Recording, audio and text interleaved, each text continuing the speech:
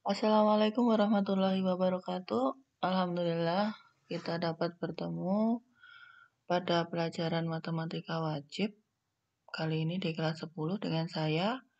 Perkenalkan, nama saya Ibu Ika Noradani. Alamat saya di Lorong Distrik nomor 1B Cepu. Saya biasa dipanggil dengan nama Ibu Ika. Anak-anak, alhamdulillah ya, kalian dapat diterima di SMA 1 Cepu karena banyak dari teman-teman kalian yang tidak bisa bersekolah di SMA 1 Cepu karena keterbatasan kuota. Sebagai bentuk rasa syukur, saya harapkan kalian mau belajar dengan giat dan semangat pada semua mapel, serta menaati segala peraturan di SMA 1 Cepu. Untuk matematika wajib, saya punya aturan pada mapel ini, yaitu kalian harus memenuhi semua aturan yang saya buat. Pada PJJ ini, kita menggunakan psikologi sebagai wadahnya. Kalau pelajaran yang lain mungkin menggunakan Google Classroom, tapi saya gunakan psikologi. Di dalam psikologi itu ada folder pertemuan 1, pertemuan 2, dan seterusnya. Di setiap foldernya itu ada materi berupa modul, biasanya berupa Word di situ. Kemudian saya berikan juga YouTube-nya. YouTube seperti ini, menjelaskan tentang modulnya dan menjelaskan tentang tugas-tugas yang harus kalian kerjakan pada pertemuan tersebut. Jadi wajib dilihat ya YouTube-nya. Kemudian juga ada tugas, yang selalu ada di situ adalah tugas dan kuis. Dan itu harus dikerjakan tepat waktu. Kalau tidak tepat waktu, itu artinya nilainya akan berbeda dengan teman-teman kalian yang menyerahkannya tepat waktu. Dan jangan lupa kalian harus selalu sopan ketika berkomunikasi dengan guru dan teman-teman kalian. Anak-anak, di matematika wajib ini ada yang pertama, yaitu tentang persamaan dan persamaan nilai mutlak. Kedua, yaitu tentang persamaan dan pertidaksamaan rasional dan irrasional. Kemudian sistem persamaan linear 3 variabel. Dan bab yang terakhir, berarti ada 4 bab ya ini. Sistem pertidaksamaan 2 variabel. Nah, kita menuju ke bab yang pertama ya. Bab yang pertama yaitu persamaan dan pertidaksamaan nilai mutlak. Suatu produsen, ini contohnya adalah suatu produsen yang membuat skrup. Skrup ini memiliki panjang 8 cm. Nah, sesuai SNI, toleransinya skrup itu adalah plus minus 1 cm. Plus minus 1 cm. Kalau panjang skrupnya itu X adalah panjang skrup hasil produksinya, maka kalimat yang ditoleransi plus minus 1 itu di dalam matematika dapat dinyatakan dalam bentuk pertidaksamaan nilai mutlak. Seperti ini bentuknya. Nilai mutlak dari X-8 itu kurang dari 1. Misalkan panjangnya nanti 9,2. Hasil skrupnya nanti 9,2 ya. 9,2 dikurangi 8 itu kan 1,2. Nah, 1,2 itu lebih dari ukuran yang ditoleransi. Karena ukuran yang ditoleransi hanya plus minus 1 cm. Nah, ini yang akan kita pelajari nanti ya. Ini namanya pertidaksamaan nilai mutlak. Nah, sebelum menuju ke pertidaksamaan nilai mutlak, kita menuju ke persamaannya terlebih dahulu. Nah, konsep nilai mutlak itu berkaitan dengan jarak. atau penyimpangan nilai.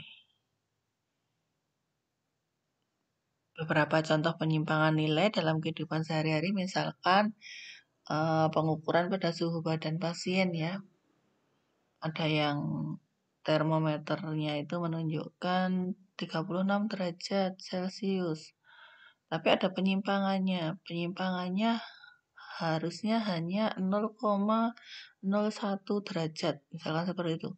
Kalau alatnya itu memiliki penyimpangan 0,1, lebih dari 0,01, misalkan penyimpangannya 0,1 derajat, nah itu berarti alatnya harus dibuang.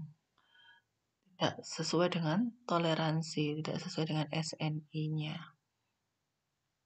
Terus penyimpangan nilai saham, penyimpangan tinggi badan. Nah, masalah-masalah tersebut adalah masalah mengenai toleransi ukuran panjang yang nanti dapat dimodelkan ke dalam bentuk persamaan nilai mutlak. Oke, kita lanjutkan. Apa sih itu konsep nilai mutlak? Di sini ada Google Map Kota Cepu. Kota Cepu ya ini ya. Kalian kemarin ketika PPDB itu kan juga dibingungkan oleh mapnya ya. Ada yang rumah saya itu harusnya lebih dekat, kok ternyata jaraknya jauh. Nah, itu konsep jarak di sini yang harus kalian pahami. Mengukur jarak antara dua objek itu, ukurnya berarti pakai yang kemarin itu, pakai kayak PPDB. Tidak jalannya yang diukur ya, bukan jalan rayanya yang diukur menuju ke SMA 1, tidak. Tetapi rumahmu dengan SMA 1 itu ditarik garis lurus. Nah, itu adalah jarak dari dua objek. Pakainya garis lurus, jadi bukan jalan yang diukur. Berapakah jarak antara RSUD Dr. Suprapto dan Monumen Arjuna? Nah, ini Monumen Arjuna di sini ya. Kalau masuk ke sini, pojokan sini, perempatan pojokan sini itu rumah saya. Monumen Arjuna dengan Dr. Suprapto. Mana Dr. Supraptonya ya? Ini Dr. Supraptonya. Ini ditarik garis lurus. Red. Nah, kalau kamu pakai penggaris itu berapa senti itu jarak antara Dr. Suprapto dengan Arjuna. Terus ada lagi jarak PLN. PLN mana PLN? Ini ke Monumen Arjuna. Tarik itu. Penggarisnya ditaruh di laptop situ ya. Berapa jaraknya? Kantor pos dengan puskesmas. PLN-nya dengan SMA 1 Cepu, salah ya. PLN-nya dengan SMA 1 Cepu, berarti sini sama SMA 1 Cepu ini. Jarak antara kantor pos dengan puskesmas. Kantor pos ini dengan puskesmas Cepu. Ini jaraknya ini. Mungkin enggak jaraknya itu bernilai negatif? Dari 3 jarak tadi, adakah yang bernilai negatif? Nah, ternyata hasilnya adalah selalu bernilai positif. Pada kasus lain, pada konsep bilangan bulat, posisi kapal selam, nah ini ke posisi kapal selam itu dinyatakan, kapal selam itu kan di bawah permukaan laut ya, menyatakannya min 30 meter. Artinya 30 meter di bawah permukaan laut. Tapi jaraknya berapa? Jaraknya negatif 30 meter atau 30 meter? Iya, jaraknya tetap 30 meter. Cuma menyatakannya adalah min 30 meter. Yang memiliki arti berjarak 30 meter di bawah permukaan laut. Kalau burung yang terbang di angkasa, di atas kapal selam dinyatakan 12 meter. Nah, kalau di atas 12 meter. Dapatkah Anda menentukan jarak antara burung dan kapal selam tersebut? Apakah jaraknya negatif? Enggak kan? Walaupun tadi kapal selamnya di bawah, jaraknya dia akan tetap positif. Ketika menyatakan jarak, Anda tidak akan menggunakan bilangan negatif. Diingat-ingat ya. Jarak tidak pernah bernilai negatif. Nah, di dalam matematika itu juga terdapat konsep sesuatu yang tidak pernah negatif, yang disebut sebagai nilai mutlak. Apa sih nilai mutlak itu? Nah, silakan kalian pelajari pada subbab berikut. Konsep nilai mutlak suatu bilangan. Nah, coba Anda kerjakan ini. Kita lihat ya, ada garis bilangan. Ini 0, ini yang biru-biru min 1, min 2, min 3, min 4, min 5, min 6. Ini 1, 2, 3, 4, 5, 6, 7, 8, 9, 10. Apakah jarak 3 dari 0? 3 ini dari 0. Berarti 1, 2, 3. Jaraknya 3. Berapakah jarak 5 dari 0? 5 dari 0, ini 5 ya. 5 dari 0 jaraknya adalah 5. Berapakah jarak 5 per 2 dari 0? 5 per 2 itu berapa sih? 2,5 ya. 2,5 di sini. Berarti jaraknya juga 2,5. Nah, sekarang jarak suatu bilangan negatif ke bilangan 0. Jarak min 3 dari 0. Min 3 dari 0. Berarti min 3 ke 0. Nah, jaraknya itu selalu bernilai positif. Berarti berapa jaraknya di sini? 3. Berapakah jarak min 5 dari 0? Min 5 dari 0 juga 5. Begitu juga yang C, yaitu 5 per 2. Apakah jarak suatu bilangan positif ke bilangan 0 itu bernilai positif? Nah, jawabannya adalah iya. Apakah jarak suatu bilangan negatif ke bilangan 0 itu bernilai positif juga? Iya. Untuk suatu nilai X bilangan asli ya, asli itu dimulai dari angka berapa? Bilangan berapa asli itu? 1, 2, 3, dan seterusnya. Berapakah jarak X dari 0? Nah, berapa yuk? Bilangannya itu dinyatakan dalam X. Bilangannya itu dinyatakan dalam X. Berarti jarak X dari 0 adalah X. Iya, betul. Untuk suatu X bilangan asli juga, berapakah jarak min X dari 0? Apa jawabanmu? Jarak min X dari 0, jarak min 3 dari 0. Jarak min 3 dari 0 tadi adalah 3 kan? Berarti berapakah jarak min X dari 0? Iya, betul. X juga jaraknya. Setelah menjawab pertanyaan berikut, buatlah kesimpulan tentang jarak suatu bilangan. Nah, jarak dari suatu bilangan. Apa kesimpulannya?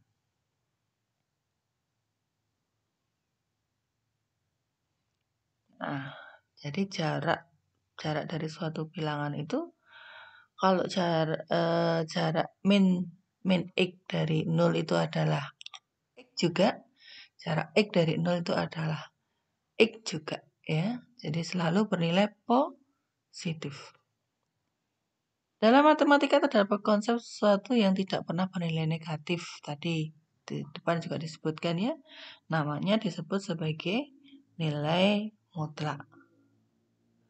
Nilai mutlak bilangan X dengan ini, bacanya apa ini? Nilai mutlak dari X didefinisikan sebagai berikut. Nilai mutlak dari X adalah jarak X dari titik 0 pada garis bilangan. Nah, ini tuh artinya apa? Jarak bilangan X dari titik 0 pada garis bilangan. Gitu ya. Nilai mutlak dari sembarang bilangan X anggota bilangan real, tidak lagi asli ini, sudah ke real bilangannya, berarti lebih banyak bilangannya, yang dinotasikan dengan nilai mutlak X didefinisikan sebagai berikut. Nilai mutlak X itu akan bernilai, ada dua hal ya di sini, akan bernilai X, ya, akan bernilai sama dengan X, jika X-nya itu bernilai lebih besar atau sama dengan 0.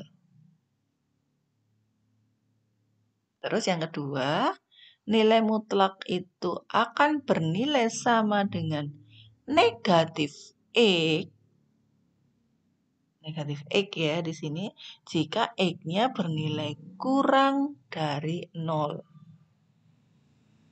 Nah, ini definisi dan kalian harus paham, harus ingat dan mengerti tentang nilai mutlak ini. Jadi ada dua nilai nantinya. Contohnya. Saya punya nilai mutlak dari 2 itu berapa? Nilai mutlak 2, sekarang kamu tahu kan 2 itu lebih dari sama dengan 0 atau kurang dari 0? Lebih sama dengan 0. Berarti letaknya di sini. Berarti nilainya nanti adalah ini. Dari nilai mutlak dari 2 itu nilainya akan sama dengan 2. Nah, sekarang yang contoh 3. Contoh kedua. Nilai mutlak dari negatif 3. Nilai mutlak dari negatif 3. Negatif 3 itu lebih besar sama dengan 0 atau kurang dari 0? Ininya kan negatif 3 ya, di dalam tanda mutlaknya itu kan negatif 3. Berarti X-nya adalah negatif 3. Kemudian kita bertanya, negatif 3 itu lebih dari 0 atau kurang dari 0? Kurang dari 0. Nah, berarti pakainya yang ini. Pakai yang ini. Berarti nilai mutlak dari negatif 3 itu sama dengan min negatif 3. Min negatif 3 itu berarti plus 3. Nah, pakainya yang ini. Kemudian, nilai mutlak dari X ditambah 1. Nilai mutlak X ditambah 1. Itu berapa? Nah, kita kan nggak tahu ya. Nggak tahu X ditambah 1 itu lebih besar dari sama dengan 0 atau kurang dari 0. Nah, berarti kita perlu mendefinisikan itu. Mendefinisikan kalau X ditambah 1-nya itu lebih besar atau sama dengan 0, berarti ini, lihat ini.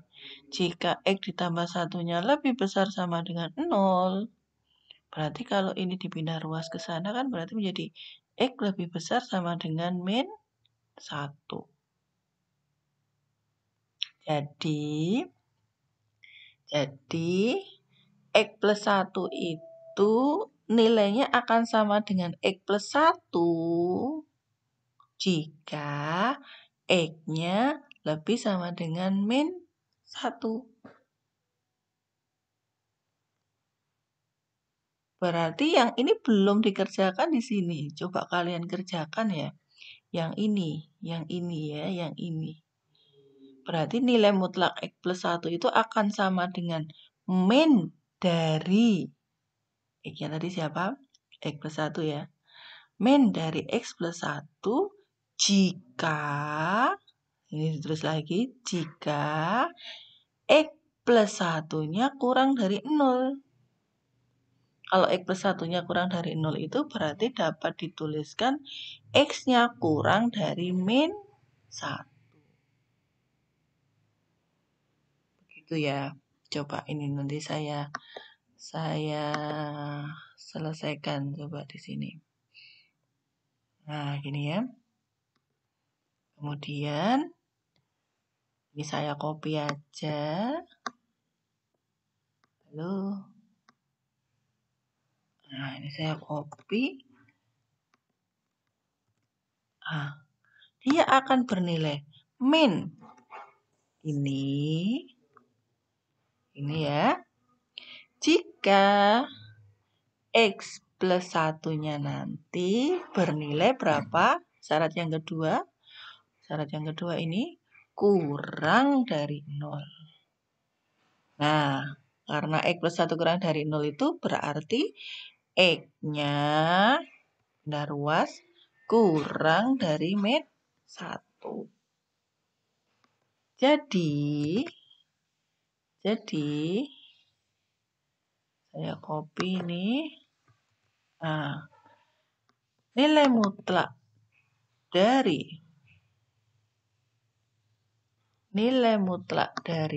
X plus 1 adalah dia akan bernilai X plus 1 jika bagaimana? Jika X-nya lebih sama dengan min 1. Dan dia akan bernilai min X plus 1 atau min X min 1 nulisnya ya. Kalau min-nya dijabarkan itu, maka itu jika X-nya kurang. Kurang dari negatif 1. Nah, begitu ya cara menyelesaikannya kalau bentuk soalnya seperti itu. Lanjut.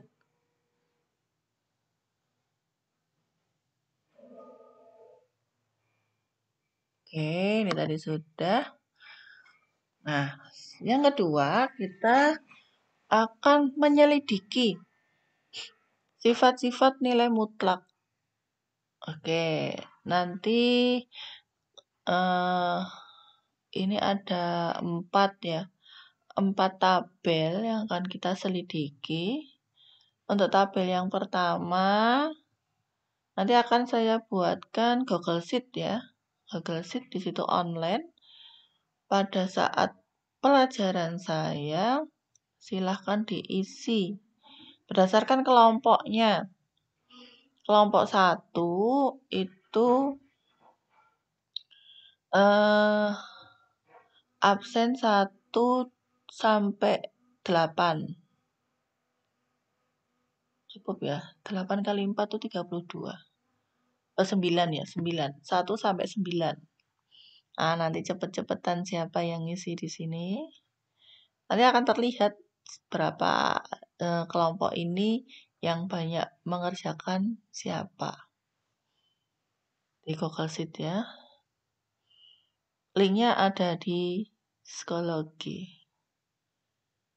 Amatilah baris ketiga dan baris keempat tabel di atas. Hasil apa yang Anda peroleh? Di situ ada kesimpulan, ada 3 kesimpulan. Boleh ditambah sampai 9 kesimpulan. Nah, berarti satu anak ngambil 1 kesimpulan. Silahkan di situ.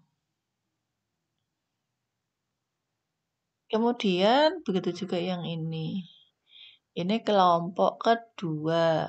Berarti absen 10, 11, 12, 13, 14, 15, 16, 17, 18. Sampai 18 ya, 9 anak. Sama ya, sama.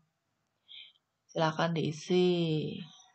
Ben adil ya berarti ini nomor 10, 11, 12, 13, 14, 15, 16, 17, 18, 19. 18 ya.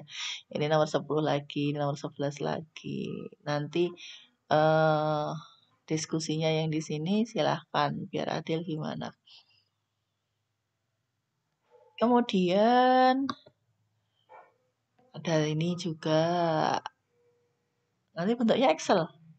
Google Sheet-nya nanti berupa Excel ya. Tapi nggak pakai rumus ya. Jangan gunakan rumus. Awas nanti kalau ada yang ngisi rumus Manual saja, mengerjakannya manual. Kalau X-nya min 4, maka nilai mutlak X-nya berapa? 4. Gitu. X kali Y, berarti min 4 kali min 2, 8. Oh, ini melorot. Amatilah baris ke-6 dan baris ke-7. Baris ke-6 itu yang mana toh? Ini 1, 2, 3, 4, 5, 6. Baris ke-6 itu ini. Baris ke-7 ini. Hasilnya baris ke-6 dan baris ke-7 itu kayak apa sih? Bisa nggak kamu ambil kesimpulan dari hasil baris ke-6 dan baris ke-7? Amati juga baris ke-8 dan ke-9. Nah, ini untuk absen 9 yang ketiga. Berarti berapa? 19 sampai ditambah 9 orang. Nanti ya, di sini mengerjakan. Kemudian, ini yang terakhir. Berarti 9 yang keempat. Sampai 36, 9 orang ya, di sini. Amatilah baris ke-5 dan ke-7. 5 itu mana? 1, 2, 3, 4, 5. 5 itu X plus Y ini. Ini baris ke-5 dan baris ke-7. Oh, apakah sama sih nilai X plus Y dengan nilai mutlak X ditambah nilai mutlak Y? Samakah? Nah, dari keempat nanti, kita akan mendapatkan keempat tabel ini tadi ya. Setelah kamu isi, kamu akan mendapatkan kesimpulan sebagai sifat nilai mutlak. Nah, nilai mutlak itu punya sifat. Sifat yang pertama ini, sifat yang kedua ini. Jadi nanti kesimpulannya tidak boleh keluar dari sifat-sifat nilai mutlak. Sifat yang keempat ini. Ya. Yang lain juga boleh mengerjakannya. Tidak harus kelompoknya itu harus dikerjakan. Itu boleh disalin di bukumu dan kamu kerjakan sendiri, tapi di bukumu saja. Kalau Google Sheet-nya nanti tetap harus dibagi ya, harus dibagi kelompok. Nah, ini kesimpulan kita kali ini ya. Kesimpulannya ada 2 ini sama tadi definisi nilai mutlak. Definisi nilai mutlaknya tadi yang mana? Yang ini ya. Nah, ini. Ini 1. Kemudian sifat-sifat nilai mutlak yang akan kita peroleh dari Google Sheet nanti. Oke, kemudian setelah itu ada soal latihan. Soal latihan silahkan kalian kerjakan di buku tugas, tidak dikumpulkan di psikologi. Dan saya tidak akan memeriksa, tapi ini tanggung jawab kalian. Kalian pengen pinter toh, tujuan masuk SMA 1 itu untuk apa toh? Untuk sekolah yang dekatkah? Atau pengen pinter? Kalau pengen pinter berarti soal latihan ini juga harus dikerjakan. Nggak usah dikumpulkan. Yang dikumpulkan adalah kuis dan tugas. Apa kuisnya? Ada 5 ini. Oh, isi. Bentuknya isian singkat ya. Jadi kalau hasilnya 7 ya ditulis 7 aja, 7 angka. 7 angka. Jangan dikasih dalam kurung 7. Nanti malah salah. Soalnya saya sudah ngeset kuncinya 7 ya 7 dok. Gitu. Kalau nilainya 0,5 misalkan, maka pakainya ya 0,5 tanpa spasi. Aja ini isian singkat saja ini. Gak usah ditulis soalnya, gak usah ditulis. Penyelesaiannya adalah gak usah dikasih kata-kata. Cuma hasilnya saja. 5 ya 5, 7 ya 7, 10 ya 10 gitu ya. Nek mbok kasih embel-embel nanti malah salah. Berarti yang ngasih embel-embel tidak mendengarkan YouTube. Tugasnya ini tadi kan mbok orek-orek tuh di kertas catatan cara mengerjakannya.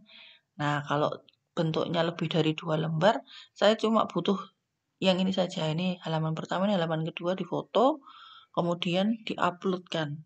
Saya ingin tahu kamu benar-benar ngerjakan atau cuma nyontoh temenmu. Di foto, uploadkan di psikologi. Gitu aja. Kalau sampai 3 lembar ya cukup 2 lembar saja yang di foto. Tapi ini paling selembar toh kan. Selembar toh selesai. Oke, gitu saja. Yang di-upload yang mana? Yang kuis ya.